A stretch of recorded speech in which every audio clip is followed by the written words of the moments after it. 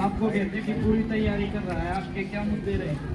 हमारी सरकार ने विषम परिस्थितियों में भी बेहतर कार्य किया है। विपक्ष के पास तो कोई ऐसा मुद्दा ही नहीं है जिससे वे हम पर कटाक्ष कर सके। हमारी सरकार ने बेहतर काम किया है।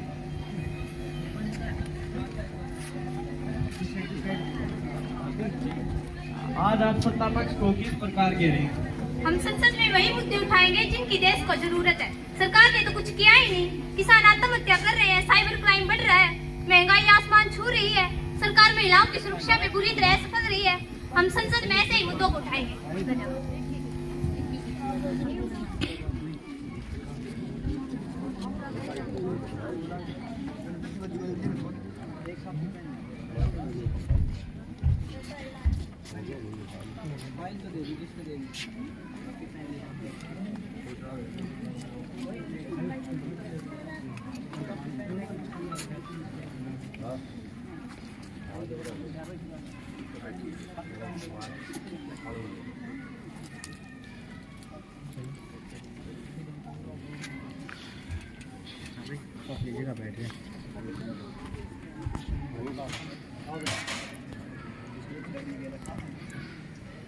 माननीय सभासदों, माननीय अध्यक्ष जी,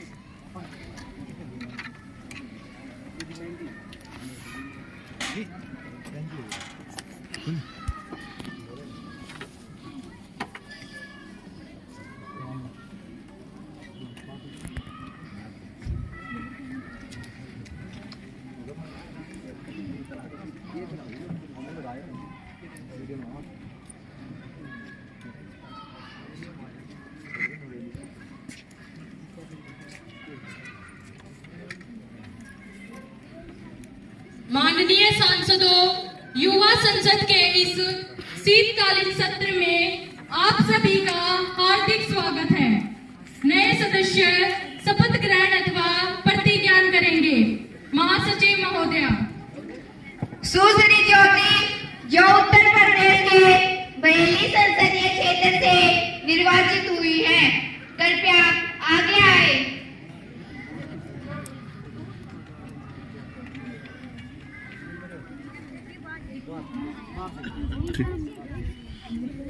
महोदया, आप किस भाषा में शपथ लेना चाहेंगी? महोदया, मैं हिंदी भाषा में शपथ लेना चाहूंगी।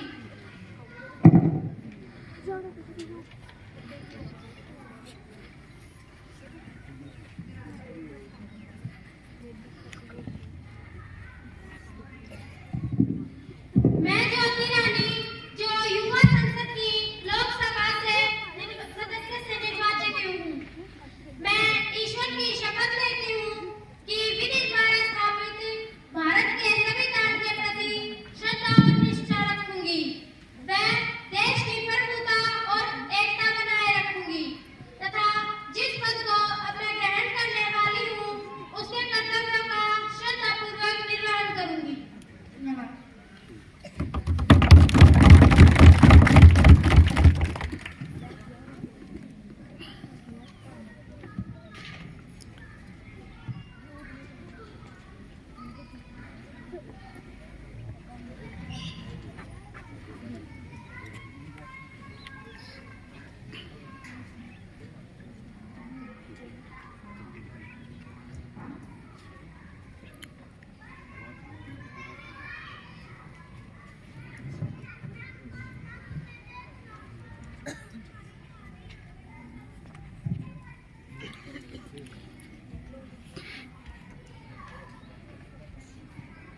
सुश्री दीक्षा, जो असम के गुवाहाटी संसदीय क्षेत्र से निर्वाचित हुई हैं, कृपया आगे आए।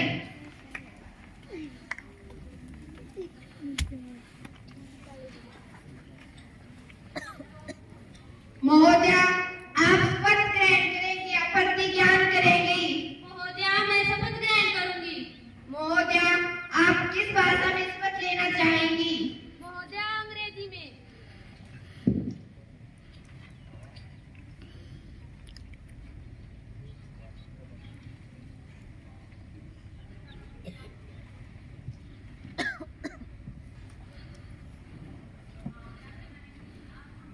I, Diksha, having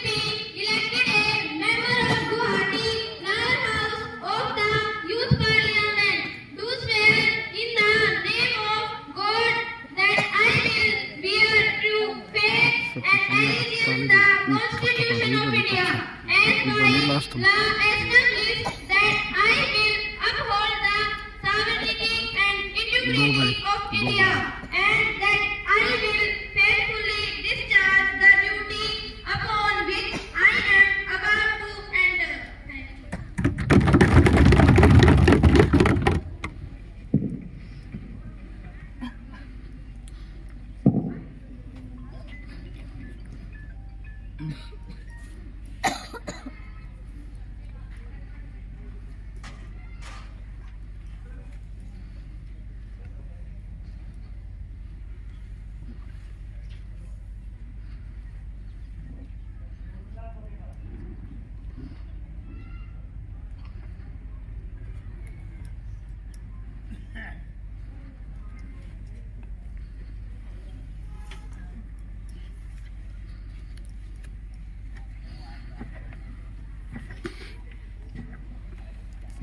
माननीय सदस्यगण, चूंकि हम 2 माह पश्चात आज शीतकालीन सत्र के शुभारंभ पर मिल रहे हैं, मेरा यह दुखद कर्तव्य है कि मैं सदन को हास्य कलाकार राजू श्रीवास्तव के दुखद निधन की सूचना दूं।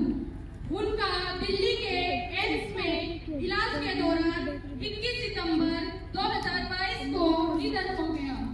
राजू श्रीवास्तव न केवल एक श्रेष्ठ कलाकार थे, बल्कि एक सच्चे समाजसेवी भी अब हमारे बीच नहीं रहे। राजू श्रीवास्तव की असामयिक मृत्यु निश्चय ही दुखद है। मैं उनके परिवार के लिए अपनी गहरी संवेदनाएं व्यक्त करती हूँ।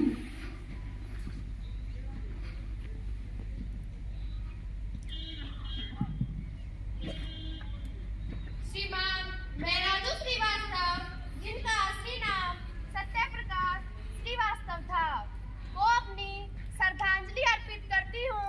वे सच्चे देशभक्त थे और उन्होंने अपनी कविताओं के माध्यम से समाज की समस्याओं को उजागर किया। अंडरवर्ल्ड और दाऊद इब्राहिम की धमकियों का भी उन पर कोई असर नहीं हुआ और अपनी कला के माध्यम से उन पर कटाक्ष करते रहे। कठोर बनकर हम सबको हंसाने वाला असामयिक मृत्यु में हम सबको छोड़कर चला गया। मैं उनके परिजनों के लिए अपनी गहरी संवेदनाएं प्रकट करती हूँ। ईश्वर उन्हें दुख सहने की शक्ति दे। धन्यवाद।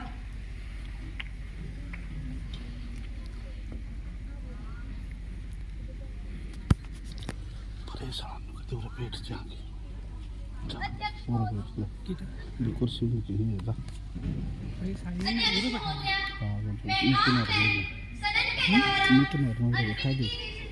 और बीच का ना बात कर।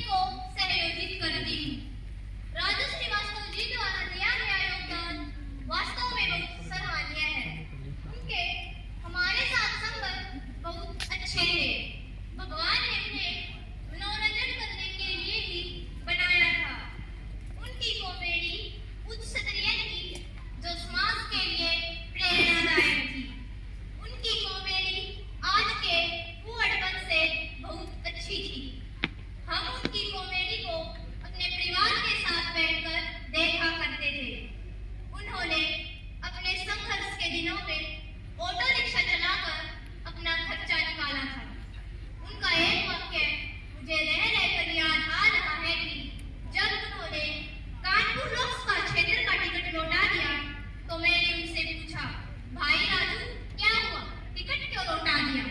तो उन्होंने जवाब दिया, भाई साहब हम तो लोगों के मनोरंजन करने के लिए बने हैं। राजनीति हमारी समझ से परे है। इतने सरल हृदय महान इंसान का हमारे बीच से जाना वास्तव में बहुत बड़ी हानि है। मैं अपने और अपने दल की तरफ से शोक संवेदित परिवार को संवेदनाएं भेजने में सहयोजित करती हूँ। धन्यवाद। सदस्यगण अपना गहरा शोक प्रकट करने के लिए कुछ क्षणों के लिए मौन के लिए खड़े होंगे।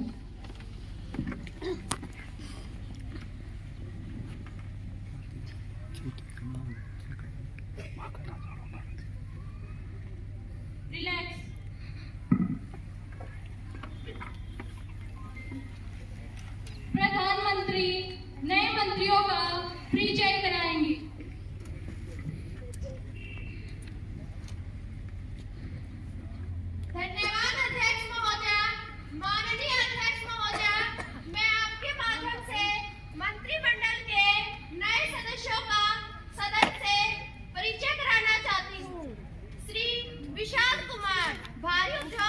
मंत्री।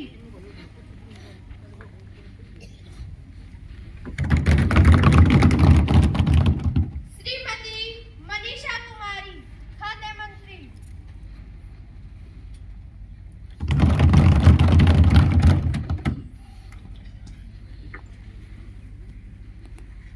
माननीय सांसदों, प्रश्नकाल शुरू होता है। प्रश्न संख्या 101 सुश्री अंतिम जी। धन्यवाद अध्यक्ष महोदया। अध्यक्ष महोदया, मैं माननीय शिक्षा मंत्री से पूछना चाहती हूँ कि आज देश में बहुत से विश्वविद्यालय ऐसे हैं जो पैसे लेकर फर्जी डिग्री देते हैं। ऐसे विश्वविद्यालयों को यूजीसी से मान्यता भी प्राप्त है। न एक कॉलेज जाते हैं, न एक परीक्षा देते हैं, सीधे डिग्री प्राप्त कर लेते हैं, वो भी अच्छे नंबरों से। इस प्रकार शिक्षा को एक बहुत बड़ा व्यवसाय बना दिया गया है। सरकार ने इस दिशा में क्या कदम उठाए? ऐसे विश्वविद्यालयों को तुरंत बंद कर देना चाहिए। धन्यवाद। माननीय शिक्षा मंत्री जी। धन्यवाद अध्यक्ष महोदया। अध्यक्ष महोदया, मैं माननीय सदस्य को बताना चाहती हूँ कि मुझे भी एक टीवी चैनल के माध्यम से और कई अखबारों के माध्यम से ऐसी सूचना पहले ही प्राप्त हो चुकी है और वास्तव में ये गंभीर अपराध है। जहाँ शिक्षा और स्वास्थ्य राष्ट्रीय सरोकार के विषय हैं, उसको कई लोगों ने व्यापार बनाकर रख दिया है, व्यवसाय बनाकर रख दिया है।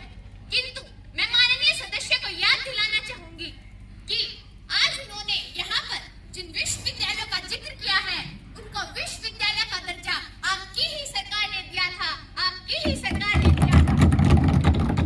हमारी सरकार ने तो ऐसे विश्वविद्यालयों की पहचान की है।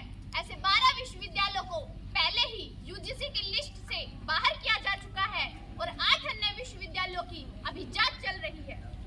इस दिशा में दोषियों के खिलाफ सख्त से सख्त कार्रवाई की जाएगी और सरकार शीघ्र एक नोटिफिकेशन जारी करेगी कि यदि कोई भी विश्वविद्यालय इस तरह की गतिविधि में संलिप्त पाया गया तो उसको यूजीसी की लिस्ट से बाहर कर दिया जाएगा। धन्यवाद। सुश्री सारिका जी, शिक्षा मंत्री से पूरक प्रश्न पूछने के लिए।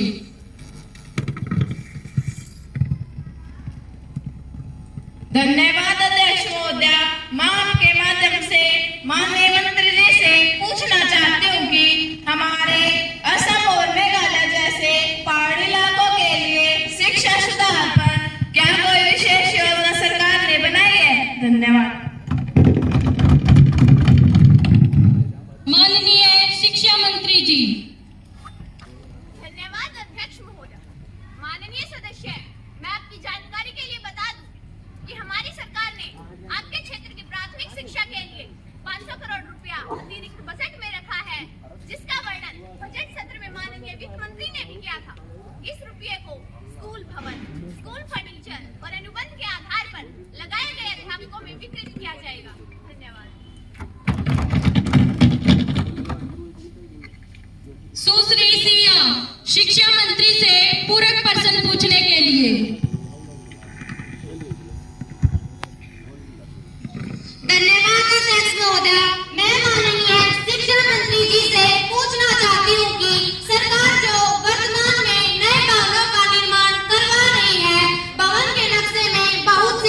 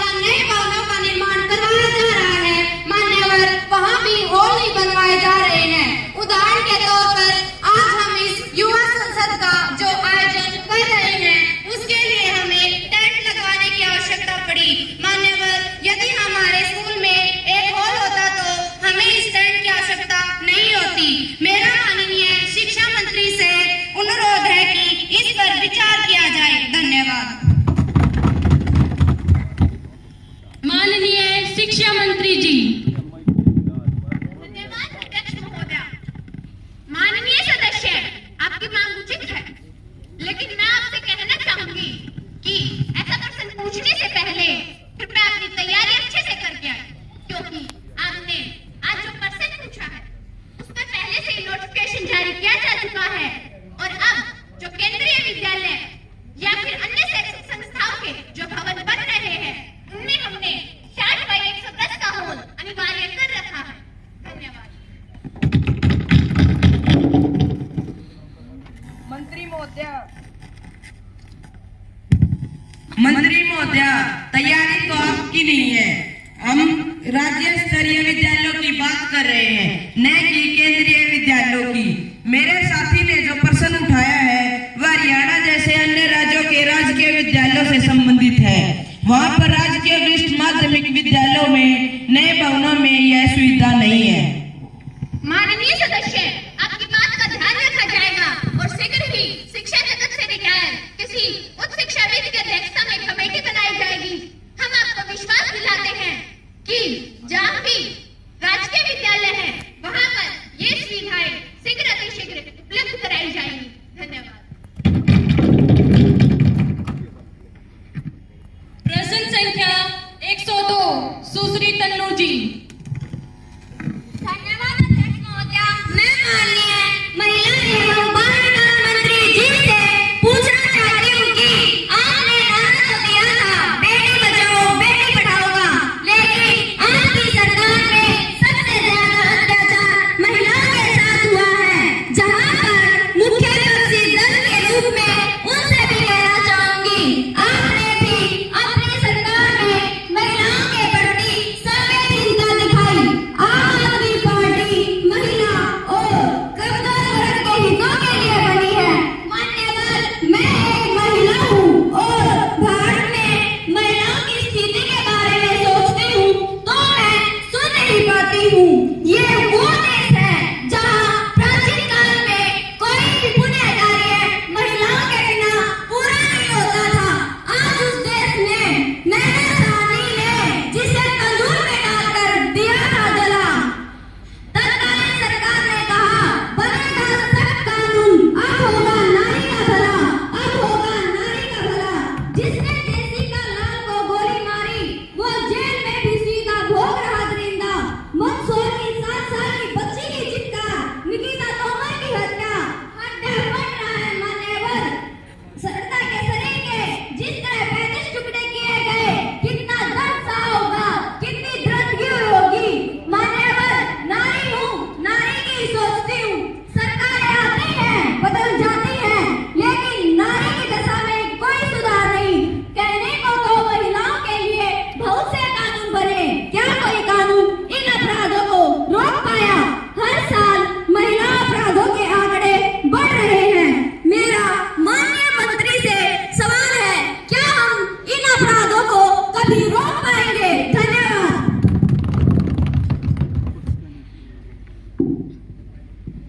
माननीय महिला एवं बाल विकास मंत्री जी। स्पीकर में बिल्कुल मुंह बना लगा दिया। ठीक है, तो बीच में धन्यवाद अध्यक्ष महोदया। माननीय सदस्य का प्रश्न वाजिब है और एक महिला होने के कारण इस तरह की घटनाओं को बहुत अच्छी तरह महसूस करती हूँ। सरदा मर्डर केस ने वास्तव में मेरे हृदय को हिला दिया। ये केवल नारी जाति के लिए नहीं, समस्त मानव जाति के लिए एक घृणित घटना है। मेरी संवेदनाएं सरदा के परिवार के साथ है और हत्यारे को पकड़ लिया गया और इसे कठोर से कठोर सजा मिलेगी। जहाँ तक महिला सम्मान की बात है तो मैं माननीय सदस्यों को बताना चाहती हूँ कि ऐसी घटनाओं से बचने के लिए हमने खोलने की व्यवस्था की गई, जिसमें सभी सदस्य शामिल हैं। 1091 जो कि महिलाएं लाइन नंबर है, प्रस्तुत पीड़ित को सहायता पहुंचाई जाती है। 112 नंबर पे डायल करते ही शहर में 15 मिनट और गांव में 30 मिनट में पुलिस सहायता पहुंच जाती है। जैसे बेटी बचाओ बेटी पढ़ाओ, कन्या समृद्धि योजना महिलाओं के लिए विशेष प्रशिक्षण दिया जाता है। बाकी हम इस दिशा की ओर बेहतर कार्य करने का प्रयास करेंगे। धन्यवाद।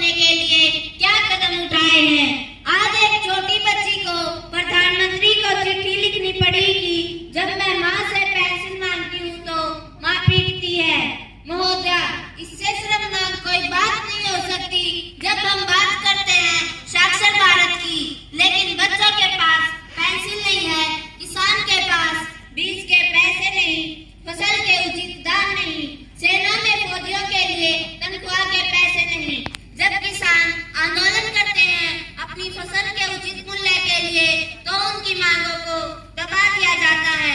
जब कर्मचारी पेंशन मांगता है तो सरकार कहती है पेंशन के लिए पैसा नहीं। महोदया, यह पैसा कहाँ गया? मैं बताती हूँ, यह पैसा गया सरकार के मित्रों के पास। 20,000 करोड़ लेकर नीरव मोदी और मेहुल चोकसी भाग गए। 10,000 करोड़ लेकर ललित मोदी भाग गया। पूंजीपतियों का 11 लाख करोड़ रुपया माफ कर दिया गया। किसान कर्जे के दबाव में आकर आत्महत्या कर रहे हैं।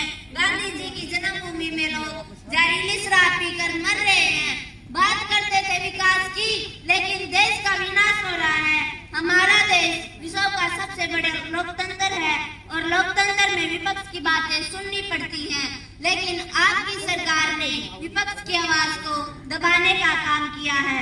महोदया, मैं पूछना चाहती हूँ कि सरकार ने महंगाई को रोकने के लिए क्या नीतियाँ अपनाई है? आपने पालने से लेकर कब्र तक कोई चीज नहीं छोड़ी जिस पर जीएसटी न लगाई हो। इन पंक्तियों के साथ मैं अपनी वाणी को विराम देती हूँ। हाय री महंगाई महारानी, थोड़ी सी तो देशवासियों पर करो मेहरबानी। सारा देश तुमसे परेशान, कुछ तो कृपा करो। इस गरीब विरोधी सरकार को सत्ता से दूर करो, सत्ता से दूर करो। माननीय वित्त मंत्री जी। धन्यवाद अध्यक्ष महोदया। जब ये विपक्ष में होते हैं तो महंगाई पर सवाल उठाते हैं। जब खुद सत्ता में थे तो प्याज को 100 रुपए किलो बिकवाते थे। आज हमें महंगाई का पाठ पढ़ाने वालों, कृपया अपने कार्यकाल को तो याद करो। रही बात महंगाई की, तो हमने महंगाई को कम करने के लिए पूरे प्रयास किए हैं। मैं सदन को बताना चाहती हूँ कि आज पूरे विश्व में विषम परिस्थितियाँ चल रही हैं। एक तो कोरोना की मार और फिर ऊपर से रूस यूक्रेन युद्ध संकट। आज अमेरिका, ब्रिटेन, जापान आदि कई देश महंगाई की मार को झेल रहे हैं। कई यूरोपीय और विकसित देशों की अर्थव्यवस्था इस दौर संकट से गुजर रही है। किसी देश में तो 20 व किसी में 30 साल की महंगाई दर बढ़ने का रिकॉर्ड तोड़ा है। वहीं हमारी सरकार ने इस आपदा को अवसर में बदला है। आज हम विश्व की 5वीं सबसे बड़ी अर्थव्यवस्था है, जहां यूरोपीय देशों में 8 से 10% महंगाई दर है, वहीं हमारे देश में 7% से कम है। मेरे विपक्ष के साथी ने कहा कि लोकतंत्र में विपक्ष की आवाज सुनी जानी चाहिए। मैं इस बात का समर्थन करती हूँ कि हमारी लोकतंत्र में गहरी आस्था है। मैं पूछती हूँ कि जब वे लोकतंत्र की मजबूती की बात करते हैं तो आपातकाल को क्यों भूल जाते हैं? हमने प्रतिकूल परिस्थितियों के बावजूद भी बेहतर काम किया। जहां विपक्ष को हमारे कार्य की प्रशंसा करनी चाहिए थी, वहां वे हम पर उंगली उठाते हैं। माननीय सदस्य, लोकतंत्र की मर्यादा को आप भूल रहे हैं। मैं मानती हूं कि इस विकट संकट में लोगों को परेशानियां हुई हैं, परंतु हमारी सरकार उनके प्रति संवेदनशील है। मैं कहना चाहूंगी कि चमन को सींचने में कुछ पत्तियां गिर गई होंगी, चमन को सींचने में कुछ पत्तियां गिर गई होंगी। यही इल्जाम हम पर लगा रहे हैं बेवफाई का, मगर कलियों को जिसने रोन डाला अपने हाथों से, वही दावा करते हैं अब चमन की रहनुमाई का, वही दावा करते हैं अब चमन की रहनुमाई का।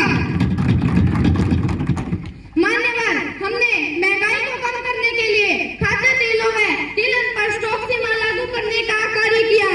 सरकार ने चीनी का निर्यात कम किया। हमारे चारों तरफ के देश जो आर्थिक संकट से जूझ रहे हो, चाहे वो श्रीलंका हो या पाकिस्तान, बांग्लादेश हो या अफगानिस्तान, हमारी सरकार ने मजबूती से कार्य किया है। धन्यवाद। पर्सन संख्या 104 सुश्री खुशी जी। धन्यवाद अध्यक्ष महोदया। महोदया, मैं माननीय सूचना व प्रौद्योगिकी मंत्री से पूछना चाहती हूँ कि हमारे देश में साइबर क्राइम को रोकने के लिए क्या क्या कदम उठाए गए। कंसल्टिंग फर्म एक्सेंचर के अनुसार 2020 के बाद प्रत्येक कंपनी साइबर अटैक औसत में 31% की वृद्धि हुई है। फेसबुक व व्हाट्सएप पर बढ़ते अपराधों के लिए क्या क्या कदम उठाए गए? धन्यवाद। माननीय सूचना व प्रसारण मंत्री जी। धन्यवाद अध्यक्ष महोदया। माननीय सदस्य की बात सही है कि प्रतिवर्ष साइबर क्राइम में बढ़ोतरी हो रही है। यह हमारी ही नहीं अपितु संपूर्ण विश्व की समस्या है। भारत सरकार ने इस विषय में अनेक कदम उठाए हैं। सरकार ने साइबर क्राइम केंद्रों की शुरुआत की है, जिससे महिलाओं व बच्चों के साथ होने वाले अपराधों में कमी आई है। सरकार ने राष्ट्रीय साइबर अपराध रिपोर्टिंग पोर्टल का गठन किया है। राष्ट्रीय साइबर पोर्टल यानी www.cybercrimes.government.in वेबसाइट पर उपलब्ध है। इस पोर्टल में दर्ज शिकायत खुद ही राज्य तक चली जाती है। अभी तक 76 करोड़ लोग इस साइट पर विजिट कर चुके हैं, जबकि 8 लाख से ज्यादा शिकायतें पोर्टल पर दर्ज हुई हैं। इसके अलावा ऑनलाइन धोखाधड़ी की रिपोर्टिंग के लिए भी नागरिक साइबर गड़बड़ी प्रबंधन प्रणाली का गठन किया गया, जिसके जरिए लगभग 51 करोड़ रुपए को बचाया गया है।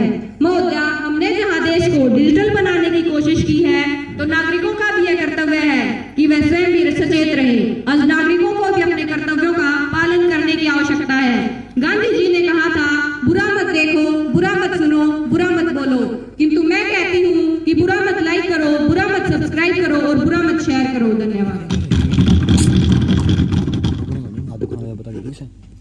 महासचिव युवा संसद की राज्यसभा से प्राप्त संदेश को पढ़ेंगे।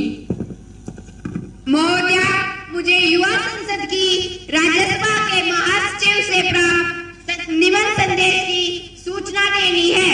युवा संसद को राज्यसभा के प्रक्रिया तथा कार्य संचालन विभाग के अनुसार मुझे लोकसभा व विधानसभाओं में बड़ा SC/ST आरक्षण विधेयक 2019 की प्रतिष्ठा पटल रखने का निर्देश हुआ है। महासचिव राज्यसभा द्वारा पारित किए गए विधेयक की प्रति सभा पटल पर रखेंगे। महोदया, मैं राज्यसभा द्वारा पारित किए गए SC/ST आरक्षण विधेयक 2019 के एक प्रतिष्ठा पटल पर रखती हूँ।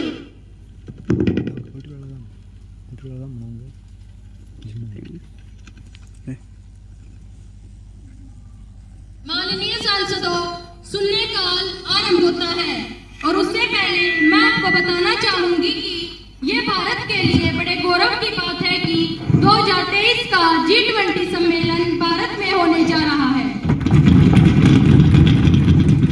G20 सम्मेलन का भारत में होने के मायने भारत का विश्व पटल पर अपने आप में भारत की अहमियत को दर्शाता है और भारत की प्राचीन गौरवशाली परंपरा, जिसमें भारत को विश्व गुरु माना जाता है, उस गौरवशाली अहमियत को ये दोबारा से भारत विश्व पटल पर एक अग्रणी देश बनकर उभरा है।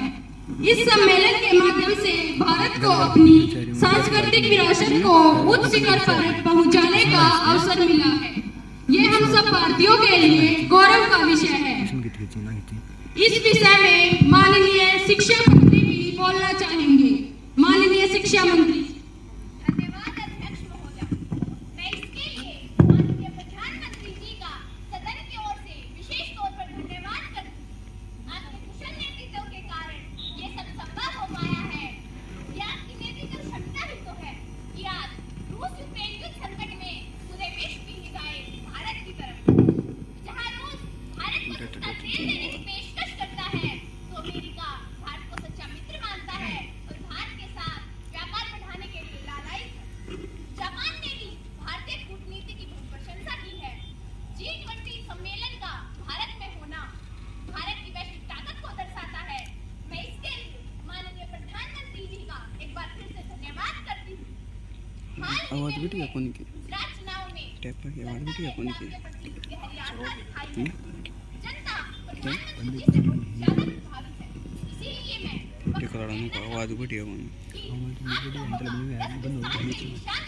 अरे मुंह कनाडा ताकती माइक का मारे। आप अपनी नीतियों के बारे में बैठकर गहन चिंतन करें।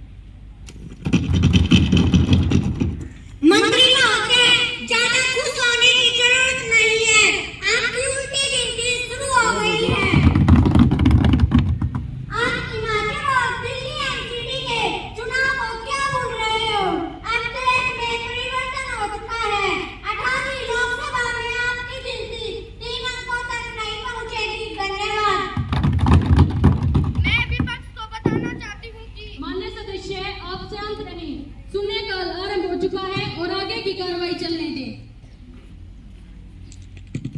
शून्यकाल में माननीय सदस्य भविष्य जी।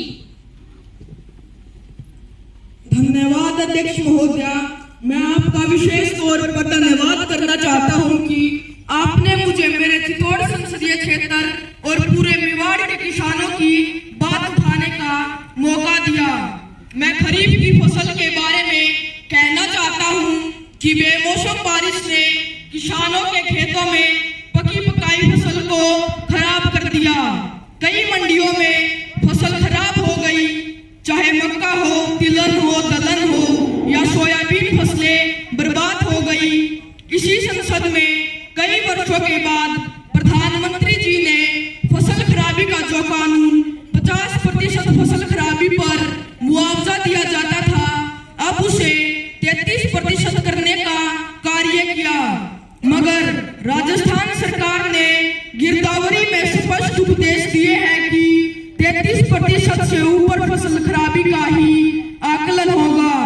मैं आपके माध्यम से सरकार को बताना चाहता हूं कि खरीफ की फसल तो खराब हुई ही है, लेकिन उसके साथ साथ रबी की फसल भी ज्यादा पानी भर जाने के कारण खराब हो गई, क्योंकि वहां ज्यादा पानी भर जाने के कारण बुआई नहीं हो पाई।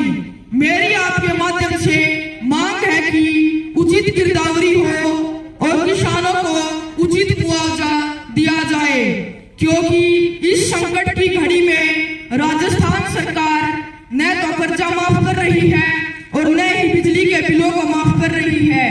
अगर इस समय उचित गिरदावरी होगी तो किसानों को निश्चित रूप से फायदा मिलेगा। धन्यवाद। माननीय कृषि मंत्री जी। धन्यवाद अध्यक्ष महोदया। अध्यक्ष महोदया, माननीय सदस्य की बात बिल्कुल निराधार है। मेरी राजस्थान के कृषि मंत्री श्री अरविंद कुमार से बेमौसम बारिश के विषय में चर्चा हुई। उन्होंने मुझे बताया कि प्रभावित क्षेत्र की गिरदावरी में फसल खराबी के अनुपात में सभी को शीघ्र मुआवजा दिया जाएगा। माननीय सदस्य को मैं बताना चाहूंगी कि अभी तक तो गिरदावरी की रिपोर्ट भी नहीं आई है, तो आप कैसे कह सकते हैं कि सरकार ने कम मुआवजे के निर्देश दिए हैं। हमारी सरकार किसानों के प्रति सहानुभूति रखती है और उनको ज्यादा से ज्यादा मुआवजा दिया जाएगा। धन्यवाद। माननीय सदस्य संगीता जी। धन्यवाद अध्यक्ष महोदया। माननीय अध्यक्ष जी, मैं आपके माध्यम से सदन को बताना चाहती हूँ कि अनेक स्टडीज में उनसे यह बात सामने आई है कि फेक न्यूज आतंकवाद से भी ज्यादा खतरनाक है और विश्व में ऐसे कई उदाहरण भी हैं। फेक न्यूज के कारण जहां बहुत जगह सांप्रदायिक दंगे हुए हैं, जिसका हमारे भारतीय समाज पर सबसे ज्यादा प्रभाव पड़ा है। इसके कारण समाज को पूरी तरह ये जोर दिया गया। माननीय सभापति महोदया आज ट्विटर हैंडल पर और भी अन्य सोशल मीडिया साइट से फेसबुक और अन्य साइटों पर झूठे किस्म के नाम लेकर वे इस तरह की अभद्र भाषा का प्रयोग करते हैं, जिसका मैं यहाँ उल्लेख नहीं करना चाहती। मुझे इस बात का दुख है कि बड़े बड़े लोग इस तरह के लोगों को फॉलो करते हैं। मेरी आपसे गुजारिश है माननीय प्रधानमंत्री जी से, सूचना और प्रसारण मंत्री जी से कि एक कॉम्प्रिहेंशन लॉ लाया जाए और जितने भी सोशल साइट है उनको बाध्य किया जाए कि इस तरह की अभद्र भाषा का प्रयोग वो ना करें और जहाँ भी सांप्रदायिक जय फैलाने का कार्य किया जा रहा है उस पर अंकुश लगाया जा सके। धन्यवाद।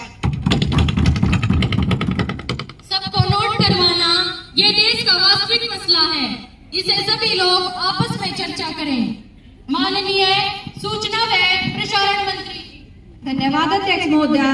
माननीय सदस्य, हमारी सरकार ने इस विषय पर पहले ही कानून बना रखे हैं, किंतु आपकी बात भी सही है। आपके सुझाव पर अवश्य ही ध्यान दिया जाएगा। धन्यवाद। आगे की कार्रवाई में कुमारी अंतिम अपना प्रस्ताव रखें। अध्यक्ष महोदया,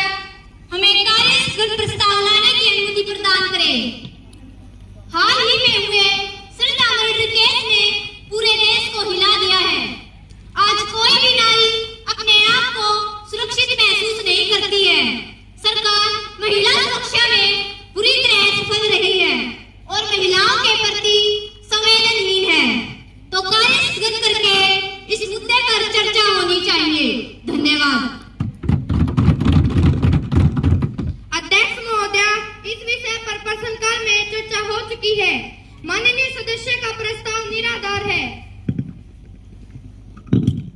कुमारी अंतिम जी, प्रश्न काल में इस पर प्रश्न पूछा जा चुका है। अब सदन की कार्रवाई चलने दें। स्थगन प्रस्ताव मंजूर किया जाए। अध्यक्ष महोदया, विपक्ष के पास कोई मुद्दा तो है नहीं। इनका उद्देश्य तो केवल और केवल संसद की कार्रवाई को बाध्य करना है। जो इस स्थगन प्रस्ताव के पक्ष में है वे हाथ उठा लें। महासचिव पक्ष की गिनती करके बताएं। मान्यवर, पक्ष में 15 है। जो इस स्थगन प्रस्ताव के विपक्ष में है वे हाथ उठा लें। महासचिव विपक्ष की गिनती करके बताएं। मान्यवर, विपक्ष में 26 है। स्थगित प्रस्ताव के पक्ष में 15 और विपक्ष में 26 सदस्य हैं। अतः स्थगित प्रस्ताव अस्वीकार किया जाता है। आगे की कार्रवाई चलने दें। माननीय निकिता जी। धन्यवाद अध्यक्ष महोदया, जब मैं अपने संसदीय क्षेत्र के दौरे के दौरान जिसमें मुझे एक पंचायत भवन का उद्घाटन करना था, उस दौरान कुछ हिंसक तत्वों ने मेरी गाड़ी पर पथराव किया, मेरा रास्ता रोकने की कोशिश की और ये वहां की प्रशासन व्यवस्था की लापरवाही थी। महोदया, एक चुने हुए सांसद के साथ लोकतंत्र में ऐसी घटना बिल्कुल सहनीय नहीं है। इस प्रकार मेरे विशेष अधिकारों का हनन हुआ है और ये सब कुछ सत्ता पक्ष के कुछ नेताओं के इशारे पर हुआ है। महोदया, दोषियों के खिलाफ कार्रवाई की मांग करती हूँ।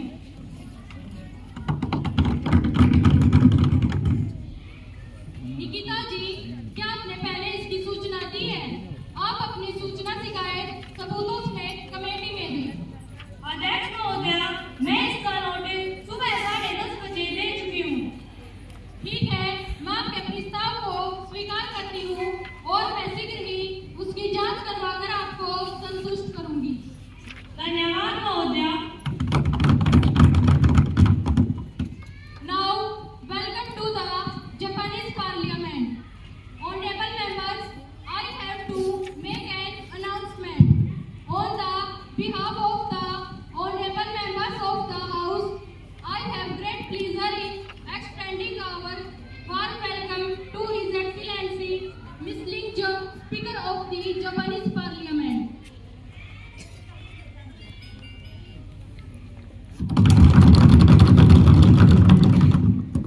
And the honorable member of Japanese Parliament delegation who are on a visit to India are our honored guests. The other honorable member of the delegation are Shu Sing Sao, Member of Parliament.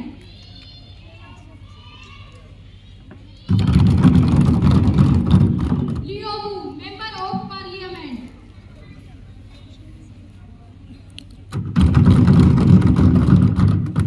It is a very high-powered delegation who reached Delhi on Sunday, 12 December 2022. They are now seated in a special box. We wish them a happy and fruitful stay in our country. ध्यान आकर्षक प्रस्ताव के लिए सुश्री आरती जी। धन्यवाद अध्यक्ष महोदया।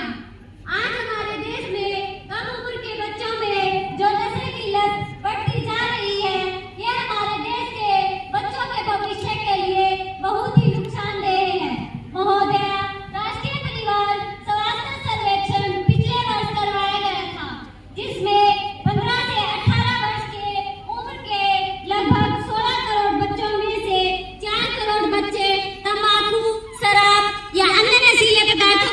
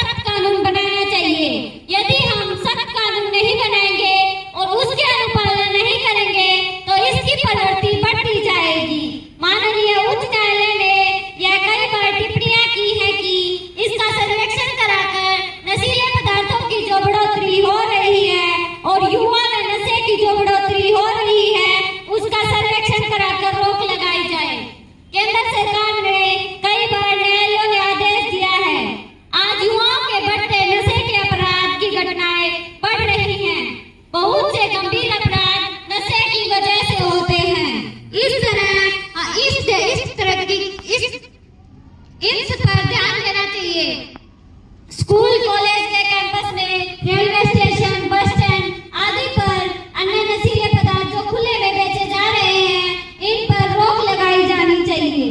पिछले दिनों नाइजीरिया के कुछ छात्र जो हमारे यहाँ पढ़ने के लिए आए हुए थे, वे नशीले पदार्थ बेचते हुए पकड़े गए। इस पर पाबंदी अति आवश्यक है।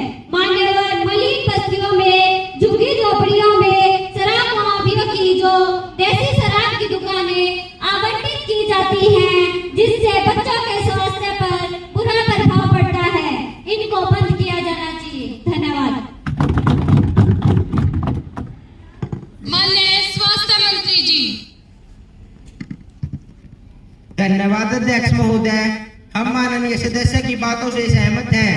नशे की लत से बहुत से बच्चों का भविष्य खराब हो रहा है और इस पर पहले भी कानून बने हुए हैं और हम जल्द ही इस विषय पर और सख्त कानून लाएंगे। और जहां तक स्कूल कॉलेजों की बात है तो वहां पर हमने अतिरिक्त पुलिस बल तैनात करने की व्यवस्था कर रखी है। और माननीय सदस्य की जानकारी के लिए बता दूं कि स्कूल या कॉलेजों के 200 मीटर की दूरी पर किसी भी प्रकार का बीड़ी, सिगरेट, गुटखा आदि नशे का सामान बेचने का कानून पहले से बना हुआ है। बाकी आपके सुझाव पर अवश्य ध्यान दिया जाएगा। धन्यवाद। Now bill to be introduced. माननीय सामाजिक न्याय मंत्री विधेयक का पुनर्स्थापन करेंगे।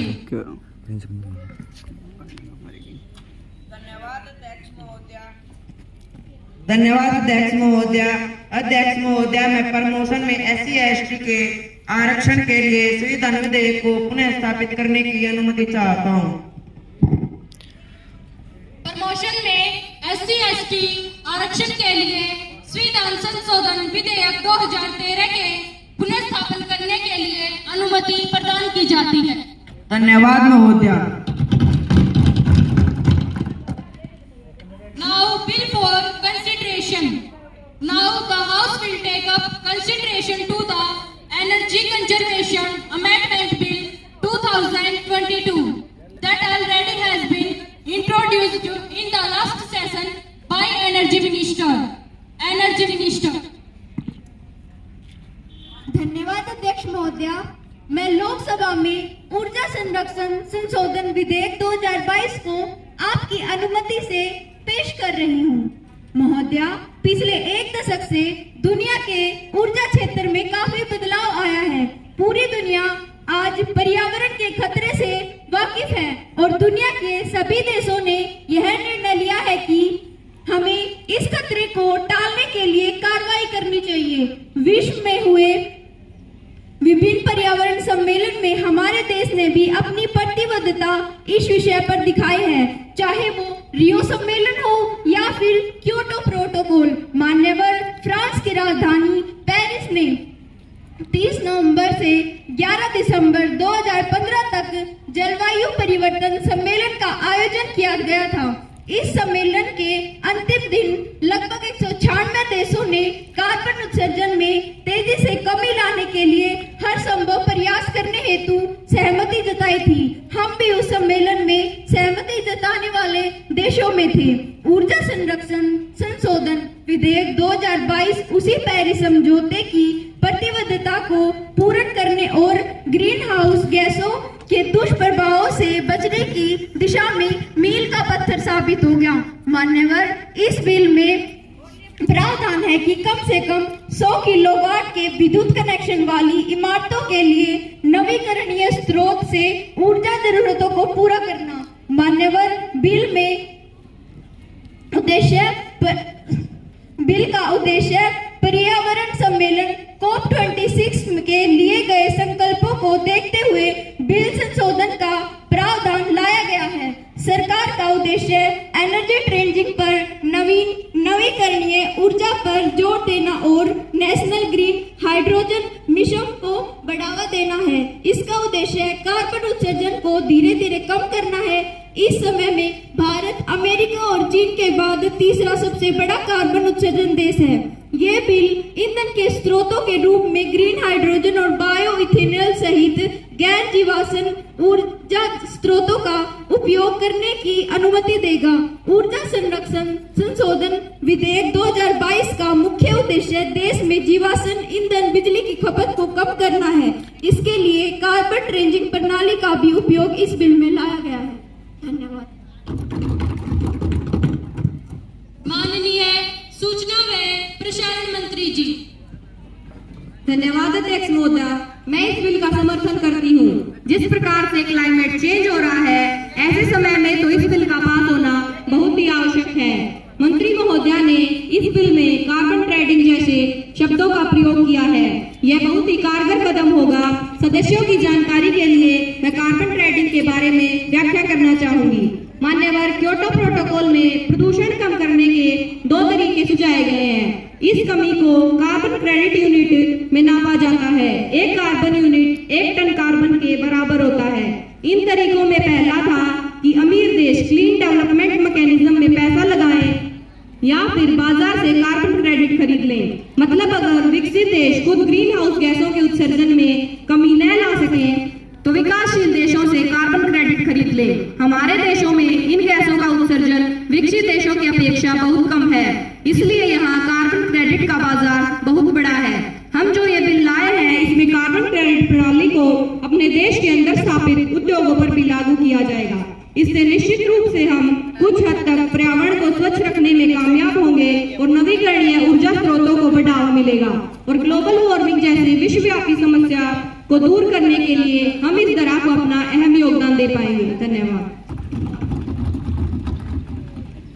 माननीय सदस्य सिया जी। धन्यवाद अध्यक्ष महोदय। अध्यक्ष महोदय, मैं इस बिल का विरोध करती हूँ। मेरी कुछ आपत्तियां हैं, क्योंकि इस बिल को लाने में सरकार की नीति संदेह के घेरे में है। मैं समझती हूँ कि जहाँ हम कार्बन क्रेडिट सर्टिफिकेट की बात करते हैं तो उन भारतीय उद्योगों पर इसका बुरा असर पड़ेगा जो मध्यम दर्जे के हैं और आर्थिक समस्या से गुजर रहे हैं। वे अपने ऊर्जा साधनों को इतनी जल्दी परिवर्तित नहीं कर पाएंगे। इसमें बहुत अधिक धन की आवश्यकता होती है और मैं माननीय मंत्री जी से पूछना चाहती हूँ कि क्या ऐसे उद्योगों के लिए कोई विशेष राहत पैकेज सरकार ने रखा है? यदि हाँ तो मंत्री महोदय पुष्टि करें और यदि नहीं तो उनके लिए क्या नीति अपनाई है, स्थिति स्पष्ट करें। धन्यवाद। माननीय नेता प्रतिपक्ष अंतिम जी। धन्यवाद अध्यक्ष महोदय। अध्यक्ष महोदय, हम लोकतंत्र में विश्वास करते हैं और सच्चे देशी भी हैं। हमारी परंपरा है कि लोकतंत्र को मजबूत करने के लिए एक अच्छे विपक्षी की भूमिका निभाएं। मैं सरकार के इस बिल का कुछ आपत्तियों के साथ समर्थन करती हूँ कि इस बिल में कुछ संशोधन किए जाएं, क्योंकि मेरी चिंता उन हजारों कर्मचारियों के प्रति है जो आज परंपरागत ऊर्जा स्रोतों में लगे हुए हैं। मैं चाहती हूँ कि सरकार जिस तेजी से नवीकरणीय ऊर्जा के क्षेत्र में आगे बढ़ रही है और आगे भी क्या बढ़ रही है, जो कार्य हमने शुरू किया था, क्योंकि मूल रूप से नवीकरणीय ऊर्जा के क्षेत्र में क्रांति लाने का कार्य हमारी सरकार के कार्यकाल में शुरू हुआ था। हमने लोगों को सब्सिडी पर सोलर पैनल उपलब्ध कराए। हमने छोटे में देश के गरीब से गरीब व्यक्ति तक ऊर्जा पहुंचाने का कार्य किया, लेकिन किसी का रोजगार नहीं छीना। तो अध्यक्ष महोदया, मैं आपके माध्यम से चाहती हूँ कि इस बिल को लागू करने से पहले उन हजारों कर्मचारियों के रोजगार को सुरक्षित किया जाए। हमने भी ऊर्जा संरक्षण विधेयक 2001 को 2010 में संशोधन किया था, लेकिन हमने जो बिल पेश किया था उसमें किसी से भी रोजगार छीनने का प्रावधान नहीं किया गया था। धन्यवाद।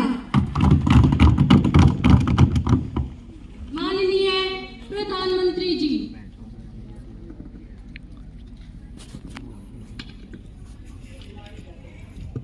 अध्यक्ष महोदया, पर्यावरण सुरक्षा के प्रति लोगों को जागरूक करने के लिए प्रतिवर्ष 22 अप्रैल को वर्ष 1970 से ही विश्व पृथ्वी दिवस मनाया जाता है।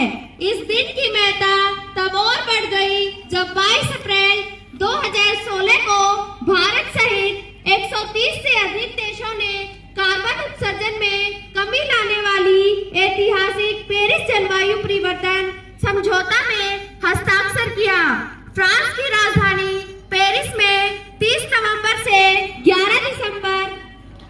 2015 तक जलवायु परिवर्तन सम्मेलन का आयोजन किया गया था। इस सम्मेलन के अंतिम दिन लगभग 196 देशों में कार्बन उत्सर्जन में तेजी से कमी लाने के लिए हर संभव प्रयास करने की सहमति जताई थी। हम भी उस समझौते का हिस्सा थे। महोदया, मैं आपको बताना चाहती हूँ कि पेरिस समझौते के तहत देशों ने सहमति व्यक्त की थी कि 21वीं शताब्दी के औसत तापमान से पूर्व औद्योगिक युग के औसत तापमान के स्तर से 2 डिग्री सेल्सियस से अधिक की वृद्धि नहीं होने दी जाएगी। पिछले एक दशक में पृथ्वी के औसत तापमान में 0.6 डिग्री सेंटीग्रेड की वृद्धि हुई थी। इससे इस बात पर भी सहमति बनी थी कि सदस्य देशों का यह प्रयास होगा कि वैश्विक औसत तापमान से 1.5 डिग्री सेल्सियस के स्तर तक रखा जाए। इस लक्ष्य को प्राप्त करने की दिशा में यह बिल कारगर साबित होगा। पेरिस में हुए संयुक्त राष्ट्र के अंतर्राष्ट्रीय जलवायु परिवर्तन में भारत ने तय किया था कि 2030 तक बिजली उत्पादन क्षमता का 40% अक्षय ऊर्जा और स्वच्छ ऊर्जा जैसे गैर जीवाश्म ईंधन वाले स्रोतों को पूरा किया जाएगा। इस लक्ष्य को देश ने नवंबर 2021 में ही प्राप्त कर लिया। अध्यक्ष महोदया, दुनिया तेजी से बदल रही है और इस बदलाव के दौर में हम किसी से पीछे नहीं बल्कि लाइन में सबसे आगे खड़े होने की क्षमता रखते हैं। हमें आने वाले समय में नवीकरणीय ऊर्जा क्षेत्र में निर्यातक बनना होगा। इसलिए मैं इस बिल का पूर्ण समर्थन करती हूँ। धन्यवाद। माननीय ऊर्जा संरक्षण मंत्री जी। धन्यवाद अध्यक्ष महोदया। माननीय अध्यक्ष महोदया, बिल के बारे में मैंने पक्ष और विपक्ष दोनों के विचारों को सुना। माननीय सदस्यों द्वारा कुछ अच्छे सुझाव भी आए। इस बिल के प्रावधान में ध्यान रखा जाएगा, ऐसा मैं सदन को आश्वासन देती हूँ। यह बिल आज के समय की जरूरतों के हिसाब से लाया गया है। इसलिए माननीय सदन के सभी सदस्यों से निवेदन करती हूँ कि इस बिल को सदन में पास करके देश की ऊर्जा क्षेत्र में एक क्रांतिकारी परिवर्तन लाने का में सहयोग करें। धन्यवाद। Now, those who are favor will say aye, aye, aye. Aye. Those who are against it will say no, no, no. No. I think ayes have it, ayes have it, ayes have it. The motion is adopted and the bill is passed. सदन की कार्रवाई कल तक के लिए स्थगित की जाती है।